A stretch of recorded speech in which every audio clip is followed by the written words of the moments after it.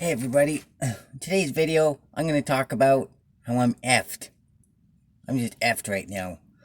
In another video I talked about how I tried to put on a different fuel pump, but I wasn't paying attention in the flange. The attaching flange was a different thickness than the other one, and I didn't really pay attention to it. And when I was torquing it down, I broke the bolt. This is the bolt that didn't break, obviously, but this is the bolt that did break. Me and my dad, we were using these bolt extractors to get it out, and I started being really happy that I was pulling it out. But when I finished pulling it out, this is the only thing that came out, and so the other half was still in there, which is really unfortunate. But it's not the end of the world. Yeah. So, yeah, there's about, I think about half an inch left still in there. Not quite anymore, though, because I've done a lot of drilling. I mean, like, I used a center punch, but the hole didn't go in straight, probably because of the angle and because I was upside down and stuff like that. And then after this happened, then I kind of went and tried to buy a different type of bolt extractor, because this one, you know, it's I mean, it looks really good. You know, you're looking at it, you're like, oh geez, look at that, you know, black hardened steel or whatever, right? But when you're taking a closer look at it, you can see that it's not hardened, and it actually bent. So they're not completely awesome, but it did the job. But yeah, it just got damaged in the process. So I bought these ones to try and see if I could help myself out. But yeah, the hole was still like what I had to work with as a starting point for drilling a hole was a skew. It wasn't dead on because this bolt kind of broke off like that, right?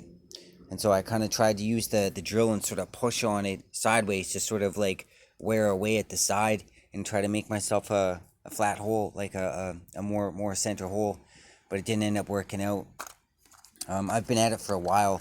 I was using this one and, you know, tapping it in there with the ball peen hammer, and then using a crescent wrench, not these ones, but a crescent wrench to try and pull it out. And it was turning, but it wasn't biting onto it. And then I tried to re-drill the hole again, and now I'm at the point where I think I'm fucked. And so I'm just trying whatever I can before I ultimately have to just drill all that out, the whole entire hole with a bolt inside it, and just re-tap the hole. I have a tap and die set inside, but yeah, it's just kind of it's an easier thing to do. You know, I was in high school and it was an easy thing to do, but I had, you know, my stuff on a workbench, and like, you know, I was like top down, completely top down, and I had a really good, you know, angle, you know, but this is kind of tough, and it's kind of hard to get it level. But I'm pretty sure I could do it because I'm gonna have to. I was using this to because I don't have an air compressor, so I was just using this to blow out all the little bits of metal shavings from the hole. I also took some pictures, you know, trying to see like what was going on, because I couldn't get down there. And even though I could actually, like, because I'm a pretty small person, right?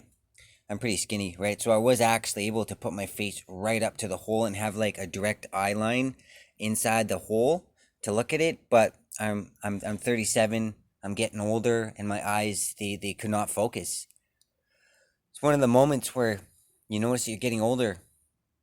You know, yeah, I couldn't focus. I was looking right at it, but I couldn't see it because I couldn't focus. So yeah, definitely got the paper towel in there and a piece of tape on the inside underneath the paper towel too. Definitely don't want any metal shavings going in the engine. It's bad luck, but you know what? It's not the worst thing that ever happened.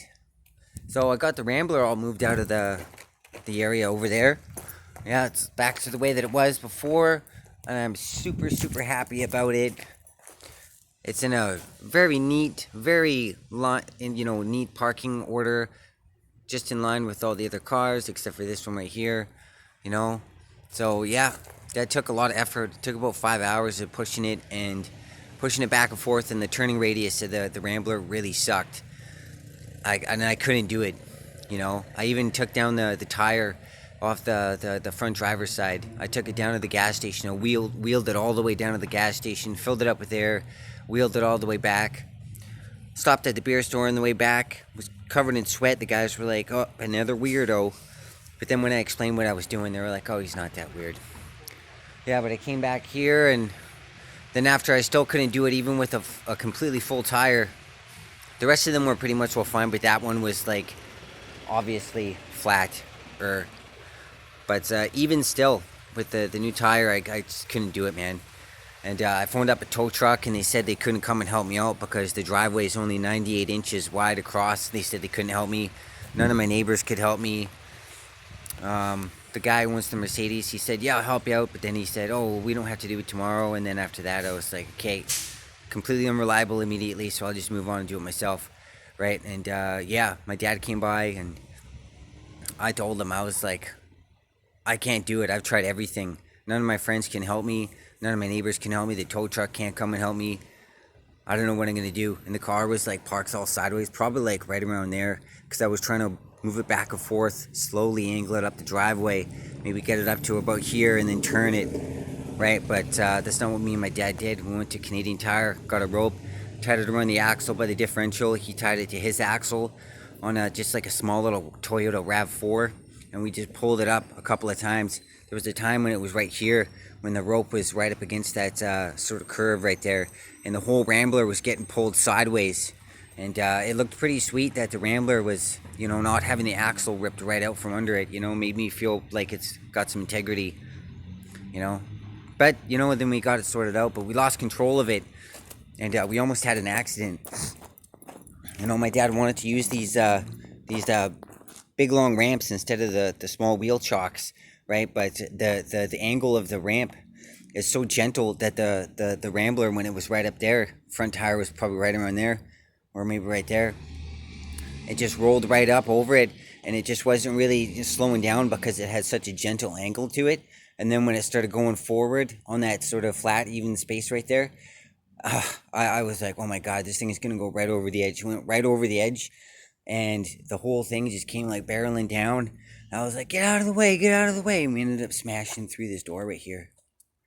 You know, the whole thing was like, bam, but I grabbed onto the bottom and pulled it back out, so it doesn't really look any different than it used to, thankfully. Yeah, but it was pretty dangerous. It happened really fast. I don't know why nobody was inside with the brake, you know. I kind of think that we thought that we could just like move the ramps and just bring it down like a foot at a time, you know. But anyways, so yeah, so I think I'm gonna have to drill that out and retap the hole. I posted a question about it to the forum, but I don't think it's really gonna matter what they say at this point. I think I'm just gonna need to retap it. Anyways, 1958 AMC Rambler Super part. I guess this will be 67. Alright, thanks a lot, everybody. Bye-bye. Wish me luck.